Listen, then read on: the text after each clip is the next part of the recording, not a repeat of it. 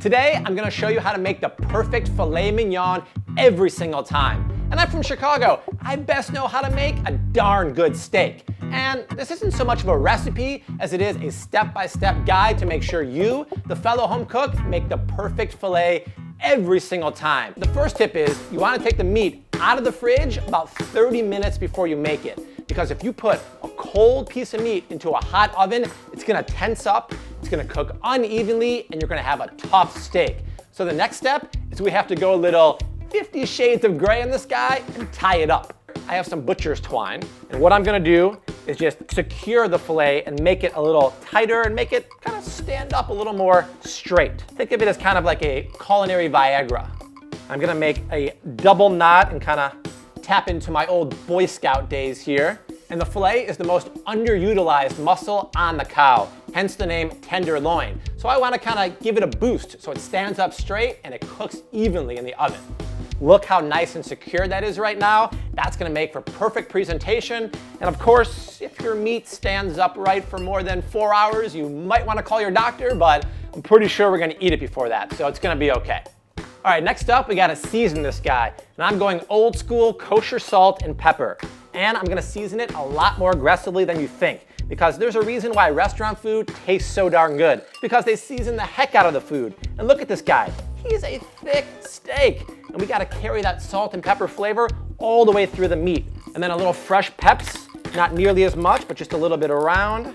And that's gonna create the amazing salt and pepper crust. Now it's time to go cast iron nation. You gotta preheat your cast iron pan over high heat for 5 minutes until it's screaming hot. Because at restaurants, they have a 1500 degree oven, and we don't have that. When it gets to temperature, I'm gonna put a little shot of veggie oil, and you know you preheated right when you hear this noise. The meat is happy, and we're just gonna let it go for 2 minutes. Don't be taking your tongs and peeking and prodding, because you're gonna ruin that amazing sear char crust. So 2 minutes, and if you do it right, it's gonna look like this. Perfect char crust, looks absolutely money. Now, I have my oven preheating at 500 degrees. I'm gonna take a probe thermometer and go right into the middle.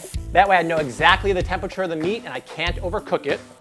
I'm gonna put it in the oven for 15 minutes or until the internal temperature is 125 degrees for medium rare. I'm gonna take it out now and let it rest for 10 minutes.